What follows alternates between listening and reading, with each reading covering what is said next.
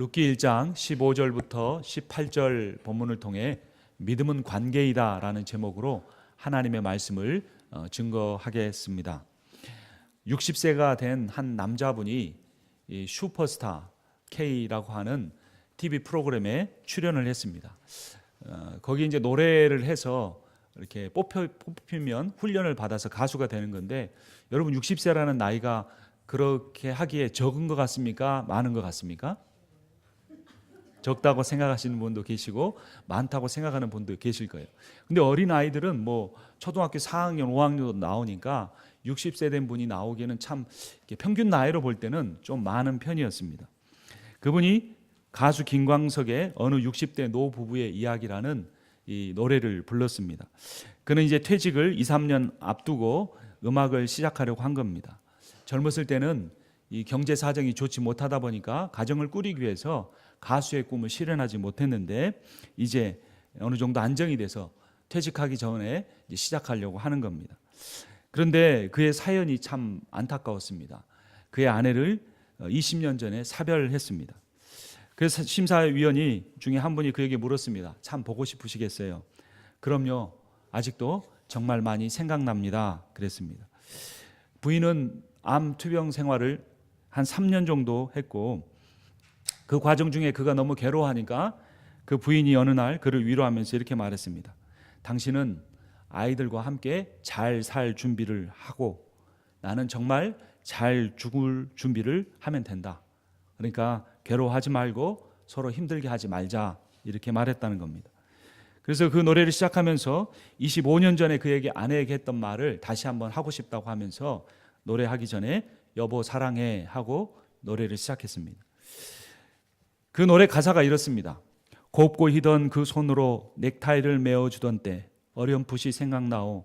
여보 그때를 기억하오. 막내 아들 대학 시험 뜬 눈으로 지새우던 밤을 어렴풋이 생각나오. 여보 그때를 기억하오. 세월은 이렇게 흘러 여기까지 왔는데 인생은 그렇게 흘러 황혼에 기우는데 큰 딸아이 결혼식 날 흘리던 눈물방울이 이제는 모두 말라. 여보 그 눈물을 기억하오. 세월이 흘러가네. 흰머리가 늘어가네. 모두가 떠난다고 여보 내 손을 꼭 잡았어. 세월은 그렇게 흘러 여기까지 왔는데 인생은 그렇게 흘러 황혼에 기우는데 다시 못 올 그 먼 길을 어찌 혼자 가려 하오. 여기 날 혼자 두고 여보 그 눈물을 기억하오. 여보 왜 한마디 말이 없어. 여보 안녕히 잘 가시게. 여보 안녕히 잘 가시게. 이 노래 가사는 60대 분이 지으신 게 아니라 30대 이 젊은이가 자기 부모의 삶을 보면서 영감을 받아서 쓴 노래 가사입니다. 혼자 살아온 인생의 20여 년의 혼자 살아온 인생의 슬픔이 담긴 노래를 듣고 심사위원 중에 한 사람은 눈물을 주체하지 못하며 이렇게 말했습니다. 선생님, 저는 노래를 인생 이야기라고 생각합니다. 선생님이 선생님의 인생을 노래했는데 제가 어떻게 선생님의 인생에 불합격을 드리겠습니까? 합격입니다. 이렇게 말했습니다. 20년 전에 사별한 아내와의 관계를 아직도 잊지 못하는 남편, 또 젊었을 때 이루지 못했던 꿈을 다시 한번 이루려고 떨리는 마음을 가지고 나온 그분의 노래가 심사위원과 관객과 저의 마음까지 감동시켰습니다. 세상에서 가장 멀기도 하지만 가장 가까운 관계가 부부 관계입니다. 아니, 우리가 인생 중에 갖게 되는 모든 그 인생의 삶이 관계 속에서 살아갑니다. 저는 제가 누구인가라는 질문에 대한 답을 늘 관계 속에서 찾게 됩니다. 제가 아이들과의 관계 속에서는 아빠가 되고, 아내와의 관계 속에서는 남편이 되고, 또 여러분들과의 관계 속에서는 담임 목사가 되는 것입니다. 내가 누구인가가 우리의 서로의 관계 속에서 규정되어 진다는 것입니다. 사회생활이 사람과의 관계라면 신앙생활은 하나님과의 관계입니다. 일상생활에서 마찬가지로 이 믿음 생활에서도 관계가 가장 중요합니다. 작가인 카로사는 그래서 인간은 만남의 존재이다, 이렇게 말했습니다. 그의 말은 사람이 관계 속에서 살아가야 한다는 의미일 것입니다. 출생은 관계의 시작이고 죽음은 모든 관계의 끝입니다. 그리스도인에게조차도 죽음과 이별이 슬픈 이유는 우리가 더 이상 그들을 이 세상에서는 만날 수 없고 어떤 관계도 가질 수 없기 때문입니다. 불교에서는 이 관계를 인연이라고 합니다. 불교에서 일겁을 물 한 방울이 똑 떨어져서 집채만한 바위를 다 깎아서 없앨 정도를 그 세월을 일겁이라고 합니다. 힌두교에서는 이거를 43억 년이라고 말합니다. 일겁을. 그런데 불교 교리에 보면 어떤 두 사람이 한 나라에서 같이 태어나는 인연이 되려면 1,000겁의 시간이 필요하답니다. 부부로 태어나려면 7,000겁의 세월이 필요하고 스승과 제자가 되려면 1만 겁의 시간이 필요하다고 말합니다. 그러니까 우리가 서로 이렇게 아는 관계가 되기 위해서 몇천 조년의 시간이 흘렀다고 하는 겁니다. 불교에서는 인연을 말하지만 기독교에서는 관계를 말합니다. 기독교는 불교보다 관계를 더 중요하게 여깁니다. 성경은 이 관계를 이 생명보다 더 중요한 것이라고 가르칩니다. 그래서 성경의 주제가 뭐냐면 하나님과의 관계와 우리 사람들과의 관계, 그것이 주제입니다. 여러분들은 자녀를 다 사랑하시죠? 부모가 자녀에게 해줄 수 있는 가장 좋은 것이 무엇일까요? 그것은 명문 대학에 보내거나 전문직 그런 직장인이 되게 하는 것이 아닙니다. 자녀와 좋은 추억을 가짐으로써 좋은 관계를 갖는 겁니다. 또 자녀가 하나님을 신뢰해서 그 하나님과 좋은 관계를 맺을 수 있도록 내가 본을 보이고 그러한 삶을 함께 살아가는 것이 자녀에게 해줄 수 있는 것이 가장 좋은 것입니다. 왜냐하면 사람이 행복하게 되는 것은 편한 환경이나 많은 소유가 아니고 사람과의 좋은 관계이고 하나님과의 좋은 관계이기 때문에 그렇습니다. 요 몇 달 사이에 한국의 유명한 한 아이돌 가수가 사회적으로 큰 물의를 이 클럽과 관련해서 일으켰습니다. 그는 자기 생일 파티를 아시아의 한 섬을 통째로 빌려서 10억을 들여서 생일 파티를 하고 아시아의 그런 권력이나 힘이 있는 문학에 있는 사람들 초청했습니다. 그런데 그가 얼마 전에 구속이 됐습니다. 얼마 전에는 그 한국 재벌의 3세 이 손녀가 마약을 투여한 혐의로 또다시 구속이 되었습니다. 소유나 좋은 환경이 결코 행복하지 않고 그들은 그 자리에 있으면서 좋은 관계를 갖지 못하기 때문에 그 관계에 대한 목마름이 그들의 인생을 타락하게 만든 것입니다. 하나님은 우리를 그분과의 좋은 관계로 부르셨습니다. 그래서 오늘 본문을 통해 하나님께서 우리 어떤 관계를 갖기 원하시는지 함께 살펴보기를 원합니다. 첫 번째, 하나님은 우리를 하나님과 깊은 사랑의 관계를 가진 존재로 창조하셨습니다. 창세기 1장 26절 27절에 이렇게 말씀합니다. 하나님이 이르시되 우리가 우리의 형상을 따라 우리의 모양대로 우리가 사람을 만들고 라고 말씀합니다. 우리가 하나님의 무엇을 따라 만들어졌습니까? 하나님의 형상입니다. 근데 이어지는 27절에서 하나님의 형상에 대해서 이렇게 말합니다. 하나님이 자기 형상 곧 하나님의 형상대로 사람을 창조하시되 남자와 여자를 창조하시고 라고 말합니다. 하나님의 형상 따라 만들어진 것이 그 모습이 뭐냐? 남자와 여자로 만들어졌다는 건데 창세기 2장 24절에서는 이러므로 남자가 부모를 떠나 그의 아내와 합하여 둘이 한 몸을 이룰지라 라고 말합니다. 그러니까 우리가 하나님 형상을 따라 지어졌다는 것은 남자와 여자가 좋은 관계를 통해 한 몸에 이르기까지 되는 것, 이것이 하나님 형상이라는 겁니다. 인간만이 하나님 형상을 따라 지음받았는데 그것은 우리가 좋은 관계를 추구해야 하는 존재로 만들어졌다는 의미입니다. 이 삼위일체 하나님의 관계가 인간과의 관계로 이어집니다. 요한복음 17장 21절은 이렇게 말합니다. 아버지여, 아버지께서 내 안에 내가 아버지 안에 있는 것 같이 그들도 다 하나가 되어 우리 안에 있게 하사 세상으로 아버지께서 나를 보내신 것을 믿게 하소서라고 말합니다. 예수 그리스도와 하나님이 하나인 것처럼 저들도 다 하나가 되어야 우리가 믿음을 가질 수 있게 된다는 겁니다. 23절은 이렇게 말합니다. 곧 내가 그들 안에 있고 아버지께서 내 안에 계시어 그들로 온전함을 이루어 하나가 되게 하려 함은 아버지께서 나를 보내신 것과 또 나를 사랑하신 같이 그들도 사랑하신 것을 세상으로 알게 하려 함이니라. 그래서 그 관계가 우리에게 온전함을 주고 이 우리의 관계가 하나님의 사랑을 느낄 수 있게 해 준다는 것입니다. 조금 추상적이고 교리적인 내용이 오늘 본문에 보면 구체적인 이야기로 나와 있습니다. 룻기 1장 16절 함께 읽겠습니다. 룻기 1장 16절입니다. 룻이 이르되 내게 어머니를 떠나며 어머니를 따르지 말고 돌아가라 강권하지 마옵소서. 어머니께서 가시는 곳에 나도 가고 어머니께서 머무시는 곳에서 나도 머물겠나이다. 어머니의 백성이 나의 백성이 되고 어머니의 하나님이 나의 하나님이 되시리니. 참 놀라운 고백입니다. 이 며느리 룻은 시어머니 나오미를 떠나지 않고 이스라엘로 따라가려고 했습니다. 이 룻의 남편도 죽었고 시어머니 나오미의 남편도 죽었습니다. 과부인 룻이 과부인 시어머니 나오미를 따라 타국에 가서 산다는 것은 정말 어려운 일이었습니다. 모압 사람인 룻이 이스라엘 사람인 어머니를 따라 이스라엘로 가서 살려고 하는 것은 마치 이곳에서 이 한국 남자가 미국 여자와 결혼했는데 그 한국 남자가 죽고 그 한국 시어머니의 남편도 죽었는데 그 미국 여자가 한국 시어머니를 따라서 한국에 가서 살려고 하는 것과 똑같은 겁니다. 룻의 고백은 성경에서 매우 중요한 주제인 하나님 나라의 세 요소를 모두 가지고 있습니다. 먼저 16절에서 어머니가 머무는 곳에서 나도 어떻게 하겠다고 고백했습니까? 나도 머물겠다 그랬습니다. 이것은 하나님 나라의 첫째 요소인 영토와 관련이 됩니다.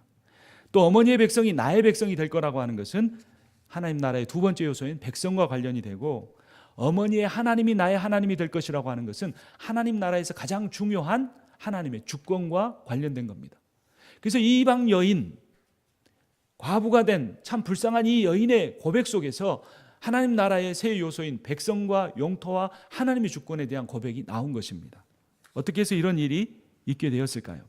룻은 시어머니 나오미를 만나서 믿음을 갖게 되었습니다. 그 믿음이 그녀가 살 새로운 땅과 새로운 백성과 새로운 하나님을 결정하게 만들었습니다. 그녀의 믿음이 새로운 관계를 갖게 한 겁니다. 여러분 한번 따라서 하겠습니다. 믿음은 관계이다. 관계입니다. 나 홀로가 아니라 관계 속에서 내 믿음이 드러나는 것입니다. 믿음이란 룻처럼 세상 나라의 백성과 관계하던 사람이 하나님과 관계하고 하나님 나라의 백성과 관계하면서 사는 것입니다. 그런데 이 관계가 인간의 죄로 인하여 깨어지고 말았습니다. 그래서 두 번째, 인간이 하나님께 반역을 일으키고 하나님과의 사랑의 관계를 깨뜨려서 인간과 하나님은 원수의 관계가 되었습니다. 하나님과 우리가 어떤 관계가 되었다고요? 원수의 관계가 되었다는 겁니다. 하나님과의 관계의 본질이 죄의 본질입니다. 한 신학자는 죄에 대해서 다음과 같이 정의했습니다. 죄는 하나님의 명령을 어기는 것, 하나님께서 정하신 목표를 벗어나는 것, 하나님을 떠나서 내가 원하는 길로 가서 방황하는 것, 그리고 하나님을 거역하는 것이다, 이렇게 말합니다. 그러니까 죄의 본질이 하나님과의 관계를 떠나는 것이다. 창조주와 피조물의 관계를 벗어나려는 모든 생각과 말과 행위라는 겁니다. 그 죄에 대해서 로마서 1장 28절은 이렇게 말합니다. 또한 그들이 마음에 하나님 두기를 싫어하매라고 합니다. 마음에 하나님을 두기 싫어한다는 그 말의 의미는 하나님과의 관계를 갖기 싫어한다는 의미입니다. 그것은 자신을 지으시고 사랑하신 창조주에 대한 반역이고 배반이었습니다. 여러분은 지금 이 시간 하나님과 어떤 관계에 있으십니까? 여러분은 지난 한 주 동안 하나님과 어떤 관계 속에서 사셨습니까? 한 목사님은 하나님과의 관계가 깨어진 원수된 관계에 대해서 이렇게 말했습니다. 주님은 라오디게아 교회가 실상은 비참하고 불쌍하고 영적으로 가난하다고 하셨다. 하지만 그 교회는 눈이 멀고 자신이 벌거벗은 것을 알지 못했다. 정말 심각한 것은 우리의 죄가 아니라 우리의 뻔뻔함이다. 죄를 짓고도 아무렇지도 않게 교회에 나와 봉사할 수 있다. 목회하면서 진정 두려운 것은 교회가 성장하지 못하는 것이 아니다. 설교를 못하는 것도 아니다. 기도 안 하고 거룩하지도 않으면서 얼마든지 설교도 신방도 상담도 할 수 있다는 것이다. 죄를 자기 마음대로 짓고도 얼마든지 은혜롭게 보일 수 있다는 것이 가장 두려운 일이다. 예수의 이름으로 큰 이적을 행할지라도 불법을 행한다면 주님은 그를 도무지 알지 못하는 사람이라고 말씀하신다. 내가 능력이 많은 목사는 아닐지라도 문제가 많은 목사라고 생각해 본 적은 추호도 없었다. 그런데 실제로 나 자신을 성령에 비추어 볼 때 하나님과 전혀 친밀한 관계에 있지 않는 진짜 죄인이었다. 여러분, 저는 오늘 이 자리에 서서 하나님의 말씀을 감히 증거하는 저는 하나님과 어떤 관계에 있는지 다시 한번 돌아보게 됩니다. 성령께서만 우리의 죄를 깨닫게 하실 수 있습니다. 그래서 교회 역사에 보면 경건하다고 말했던 여겨졌던 그 모든 사람들은 한결같이 자신을 사악한 죄인이라고 고백을 했습니다. 문제는 죄를 많이 지었느냐 적게 지었느냐 하는 문제가 아닙니다. 문제는 자신의 죄에 대한 그 부끄러움의 양심이 깨어났느냐 깨어나 있지 않느냐의 문제라는 것입니다. 여러분, 집 앞에 거지 나사로를 내버려 두고 매일 잔치를 벌리며 살았던 유대교를 신실하게 믿었던 부자는 지옥에 가서야 자신의 양심이 깨어났다고 누가복음 16장은 우리에게 말해줍니다. 우리에게는 이런 일이 일어나지 않아야 합니다.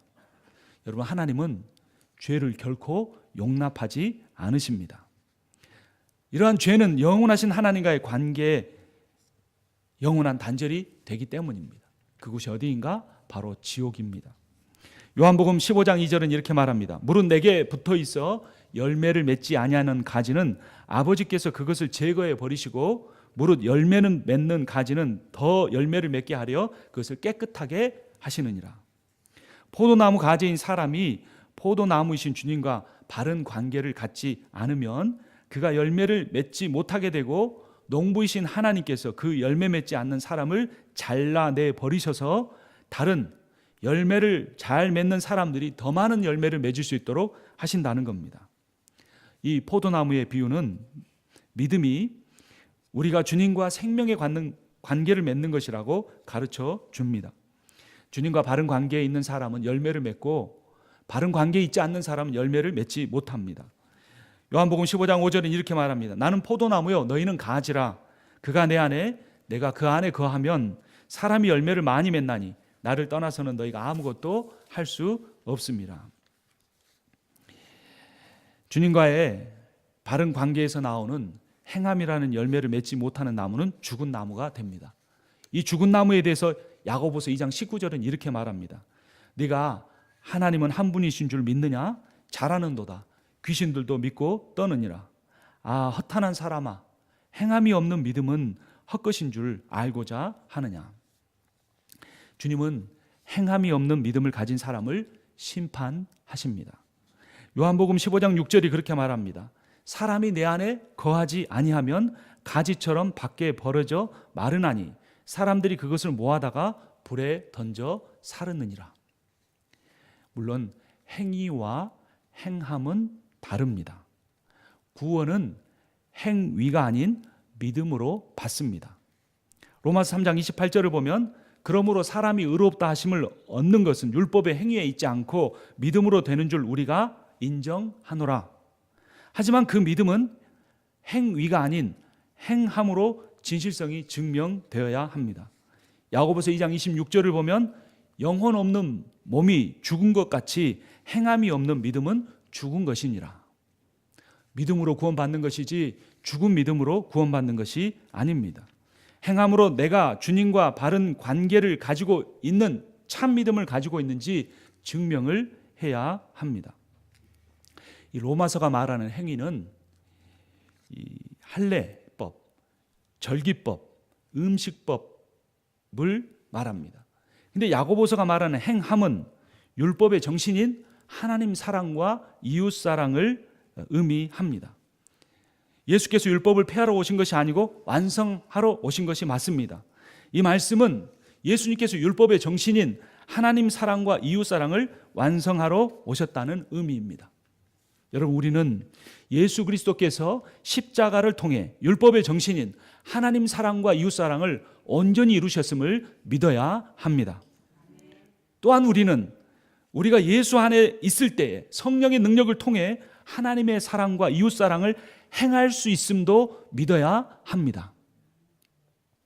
내게서 그 하나님 사랑과 이웃 사랑이 나오는 그 행함이 내가 포도나무 가지이신 예수 그리스도와 붙어 있는지 붙어 있지 않는지를 드러내 주기 때문입니다. 그래서 원수된 관계에서 세 번째 관계로 넘어가는데, 하나님께서 예수 그리스도를 이 땅에 보내시고 십자가에 못 박아 죽게 하심으로써 은혜로 사랑의 관계로 회복시키셨습니다. 우리 한번 따라서 하겠습니다. 회복된 관계. 우리는 회복된 관계가 있습니다. 로마서 5장 10절을 보면 우리가 원수되었을 때, 원수된 관계에 있었을 때 그의 아들의 죽으심으로 말미암아 하나님과 화목하게 되었은즉 화목하게 된 자로서는 더욱 그의 살아나심으로 말미암아 구원을 받을 것이니라. 믿음은 관계입니다. 이건 살아있는 겁니다. 교리의 지식이 아니고 내가 어떻게 알고 있는 것이 아니고 살아있는 것이 관계입니다. 우리가 인격적으로 느낄 수 있는, 내가 저 사람과 어떤 관계에 있는가는 우리가 인격적으로 느낄 수 있듯이 내 안에 그리스도가 계시고 내가 그리스도 안에 있으면 그분과의 관계를 느낄 수 있는 것입니다. 진짜 회복된 은혜의 사랑의 관계라는 것입니다. 믿음에는 미움과 원수의 관계를 사랑과 은혜의 관계로 바꾸는 능력이 있습니다. 여러분, 룻이 어느 나라 사람이라고 그랬습니까? 모압 사람이었습니다. 나오미는 어느 나라 사람입니까? 이스라엘 사람입니다. 이스라엘 사람은 모압 사람을 어떻게 여겼습니까? 원수로 여겼습니다. 하나님도 모압 사람을 진멸하라고 하셨습니다. 그런데 그 이스라엘 사람인 나오미 시어머니의 신앙을 통해 이 모압 사람인 룻이 변화되어서 그들이 진정한 사랑의 시어머니와 며느리의 관계가 되고 그 며느리 룻이 하나님과 그 신앙의 관계로 들어올 수 있었다는 것입니다. 룻이 시어머니 나오미를 따라서 이스라엘로 가겠다고 결단한 것을 보면 나오미가 하나님을 믿는 신앙인으로서 아주 좋은 본을 보였고 며느리 룻과 좋은 관계를 가졌을 것이라고 추측해 볼 수 있습니다. 그래서 시어머니 나오미의 좋은 신앙이 룻의 신앙으로 이어졌고 시어머니 나오미와 며느리 룻의 좋은 관계가 이 룻과 하나님과의 좋은 관계로 이어지게 된 것입니다. 그래서 이 룻이 놀라운 고백을 하게 됩니다. 17절 말씀 우리 함께 읽겠습니다. 어머니께서 죽으시는 곳에서 나도 죽어 거기 묻힐 것이라. 만일 내가 죽는 일 외에 어머니를 떠나면 여호와께서 내게 벌을 내리시고 더 내리시기를 원하나이다 하는지라. 여러분, 신앙의 힘이 얼마나 놀랍습니까? 관계의 힘이 얼마나 능력이 있습니까? 룻의 믿음은 죽음과 생명을 초월한 것이었습니다. 그녀의 믿음은 현재의 불안도 해소시킬 수 있고 미래의 염려도 확신과 소망으로 바꿀 수 있는 것이 되었습니다. 그녀의 믿음은 살아있는 하나님과의 진정한 관계를 통해 국가와 민족과 빈부를 초월했습니다. 예수 그리스도를 통해 회복된 사랑의 관계도 이와 같습니다.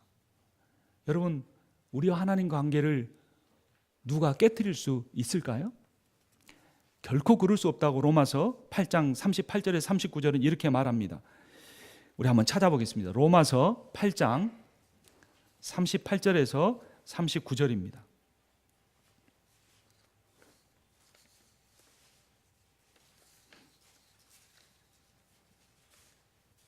로마서 8장 38절에서 39절 함께 읽습니다.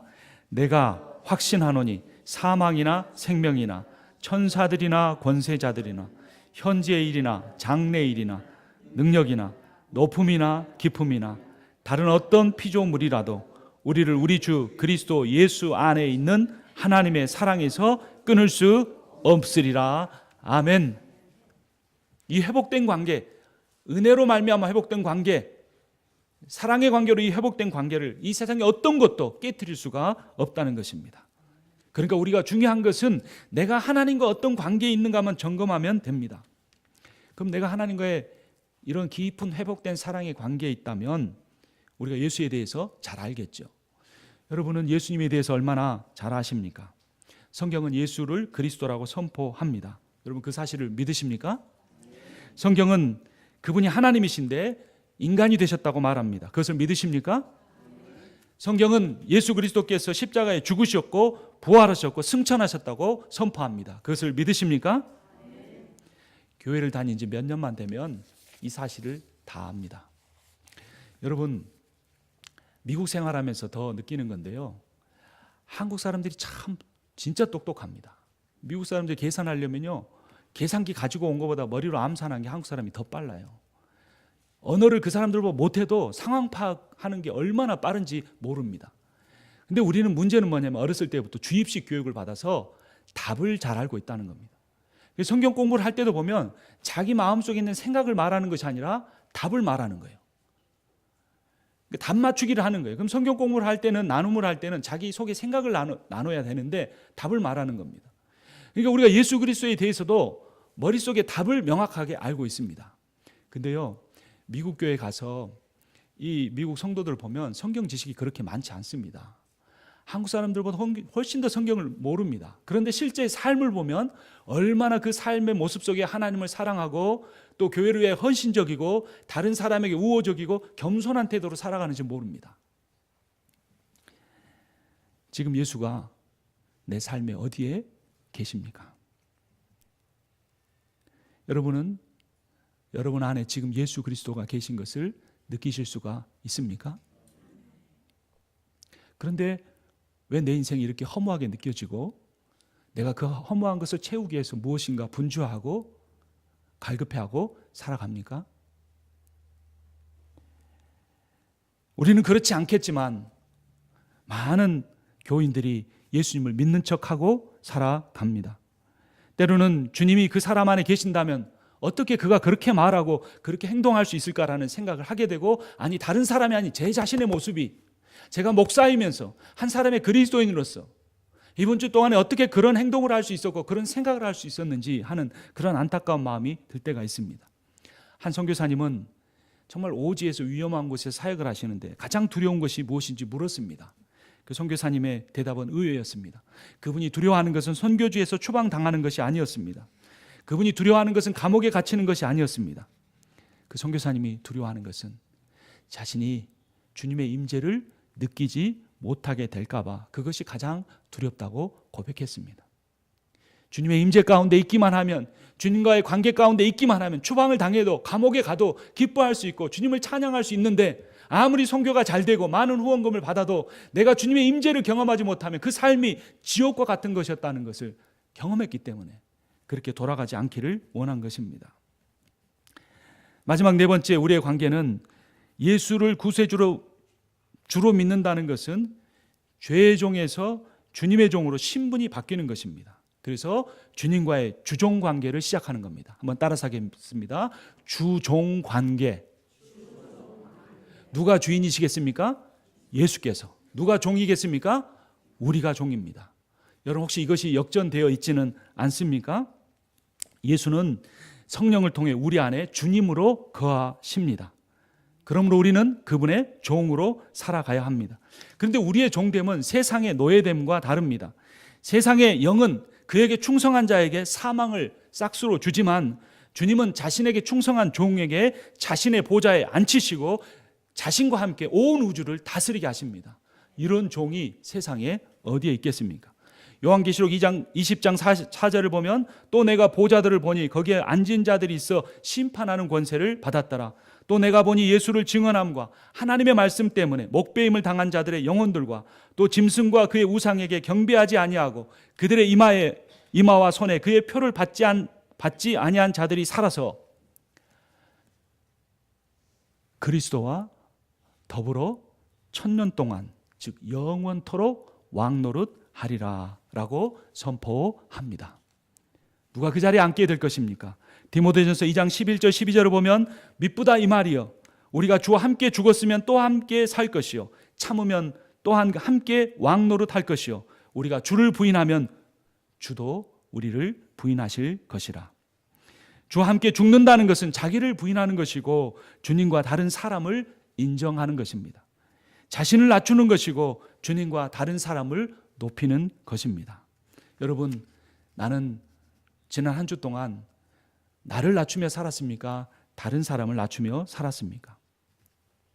나는 지난 한 주 동안 나를 높이면서 살았습니까? 나의 주인이신 그리스도를 높이면서 살았습니까? 믿음은 지식이 아니고 관계입니다. 믿음은 예수에 관한 지식을 머리로 알거나 인정하는 것 정도가 아니라 그분과 인격적인 관계를 시작하고 그분의 종으로서 살아가는 것입니다. 예수께서 성령을 통해 우리를 거듭나게 하셨고 그분이 우리 안에 주인으로 들어와 계시면서 말씀을 통해 우리를 다스릴 수 있음을 우리가 믿어야 합니다. 우리는 종으로서 그분의 삶에, 우리의 삶의 주권과 소유와 시간과 재능과 생명까지도 주인께 맡겨드려야 합니다. 이것을 알고 이것을 인정하고 그렇게 결단하는 것이 믿음입니다. 그러한 믿음의 결단 고백을 한 사람에게 그 사람 안에 주님은 들어와 계십니다. 주님이 우리를 품어주십니다. 주님이 그분의 능력과 팔로 우리를 덮어주십니다. 인생의 거친 파도가 우리를 향해 와도 우리는 주님의 권세와 능력으로 주와 함께 날아오를 것입니다. 인생의 폭풍 가운데 있다고 할지라도 우리의 영혼은 잠잠하게 주를 바라볼 것입니다. 주님과의 관계 안에 그하는 한 주간을 살아가기를 주님의 이름으로 축원합니다. 이것이 믿음입니다. 주님과의 관계에 올인하는 것, 이것이 바로 믿음입니다. 제가 간단하게 3가지 적용만 하고 마치려고 합니다. 주님과의 믿음의 관계에 들어가면 얻는 3가지가 있습니다. 첫 번째는 능력 있는 삶을 살게 됩니다. 빌립보서 4장 13절을 보면 내게 능력 주시는 자 안에서 내가 모든 것을 할 수 있다라고 말씀하고 있습니다. 여러분, 내게 능력 주시는 자 안에서 뭘 할 수 있다고요? 모든 것을 할 수 있다라는 겁니다. 계속 우리가 이 말씀을 암송하면서 살아야 합니다. 여러분, 능력은 말씀에서 나옵니다. 여러분, 지난 한 주 동안 사시면서 성경 한 번이라도 읽어보셨습니까? 기도하면서 묵상하셨습니까? 능력은 말씀에서 나오고 그 말씀에서 진정한 하나님과의 관계가 이루어집니다. 말씀을 읽으시면 거기서 능력이 나옵니다. 우리 교회에 날마다 성경 읽기라는 프로그램을 하고 있습니다. 주보 옆에 보면 이게 쪽지가 있어서 그거 들고 가셔서 일주일 동안 읽으면서 쓸 수 있습니다. 하시는 분이 몇 분 안 됩니다. 우리 교회 데일리 브레드라고 하는 책을 헌금으로 사서 비치에 둡니다. 몇 분 안 가져가셔서 늘 남아서 그것을 버리게 됩니다. 이 2가지 것을 하지 않는다면 내가 스스로 묵상하는 교재를 가지고 묵상하실 수도 있겠지만 그것도 저것도 하지 않는다면 나와 주님과의 관계를 다시 한번 점검해 보아야 합니다. 2번째, 믿음의 관계는 기쁨이 넘치는 삶을 살게 합니다. 우리가 잘 아는 데살로니가전서 5장 16절 18절을 보면 항상 기뻐하라, 쉬지 말고 기도하라, 범사에 감사하라. 이것이 그리스도 예수 안에서 너희를 향하신 하나님의 뜻이니라 라고 말합니다. 여러분, 기쁨이 가득한 삶을 살기 원하십니까? 여러분, 감사가 넘치는 삶을 살기를 원하십니까? 그러면 우리가 쉬지 않고 기도해야 합니다. 왜 삶이 힘들다고 하는데 기도의 자리로 나오지 않습니까? 여러분, 우리가 집에서 얼마든지 기도할 수 있습니다. 그러나 마지막에 오는 것을 볼수록 너희가 모이기를 피하는 어떠한 자들과 같이 되지 말고 모이기를 힘쓰라고 성경은 우리에게 가르쳐 주고 있습니다. 여러분, 기도해야 삽니다. 기도해야 하나님과 진정한 관계 속에서 살아갈 수가 있습니다. 여러분, 우리 교회는 월요일만 빼고 매일 새벽 기도회를 하고 있습니다. 근데 그 자리를 지켜주시는 고마운 분들이 있습니다. 근데 이민 생활하면서 매일 새벽 기도 나오는 거 어려운 거 다 합니다. 그러면 적어도 토요일 한 번쯤은 함께 나와서 우리가 한 목소리로 기도해야 합니다.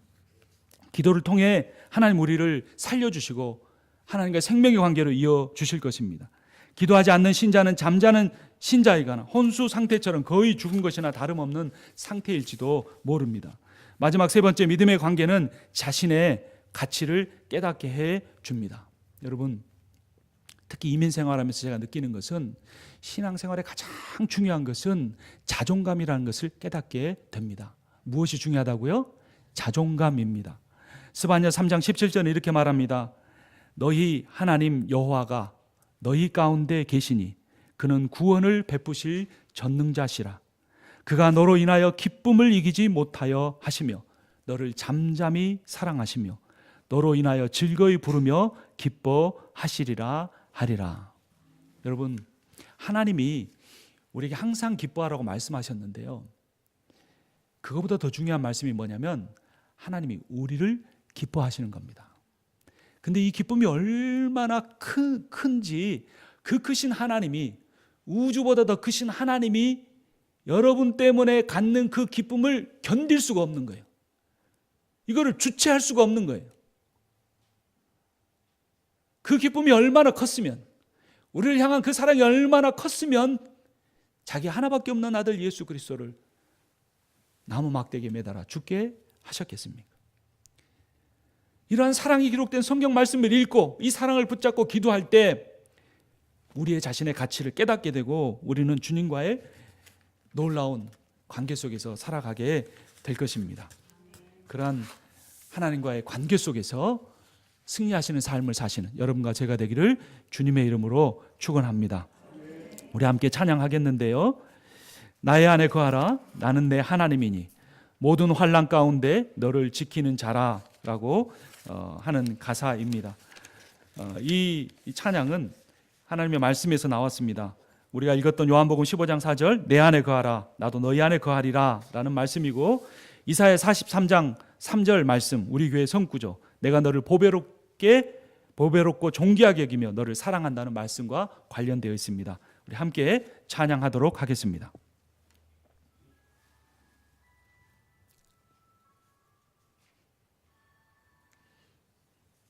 나의 안에 거하라, 나는 내 하나님이니 모든 환난 가운데 너를 지키는 자라. 들어주십시오. 두려워하지 말라, 내가 널 도와주리니 놀라지 말라, 내 손 잡아주리라. 내가 너를 지명하여 불렀나니 너는 내 것이라, 내 것이라, 너의 하나님이라. 내가 너를 보배롭고 존귀하게 여기노라, 너를 사랑하는 내 여호와로라.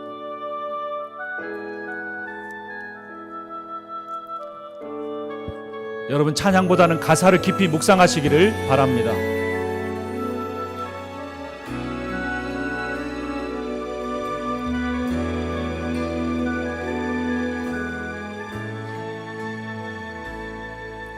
나의 안에 거하라, 나는 내 하나님이니 모든 환난 가운데 너를 지키는 자라. 두려워하지 말라, 내가 널 도와주리니 놀라지 말라, 내 손 잡아주리라. 안에 거하라, 나는 내 하나님이니 모든 환난 가운데 너를 지키는 자라. 두려워하지 말라, 내가 널 도와주리니 놀라지 말라, 내 손 잡아주리라. 내가 너를 지명하여 불렀나, 너는 내 것이라, 내 것이라, 너의 하나님이라. 내가 너를 보배롭고 존귀하게 여기노라, 너를 사랑하는 내 여호와라.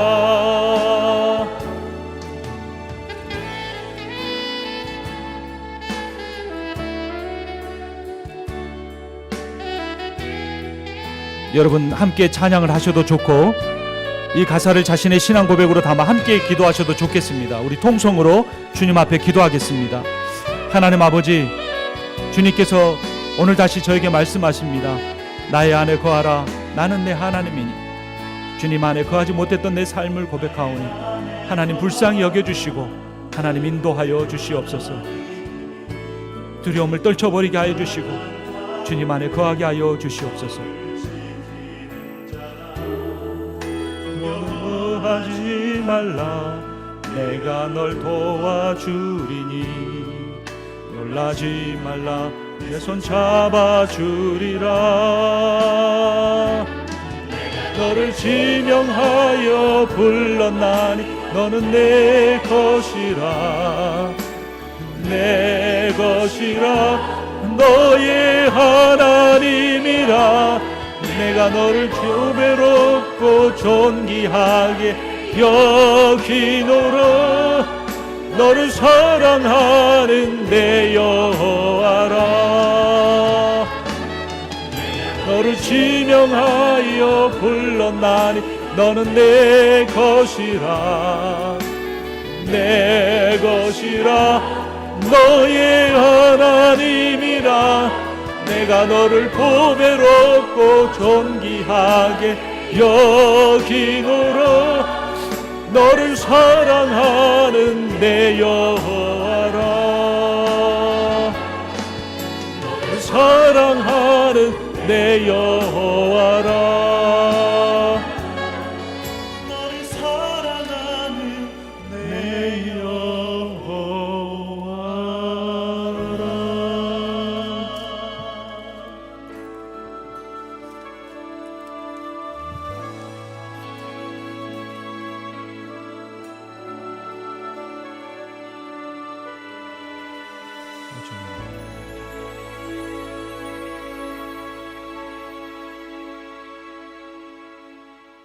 We wanna give our offerings. 준비한 예물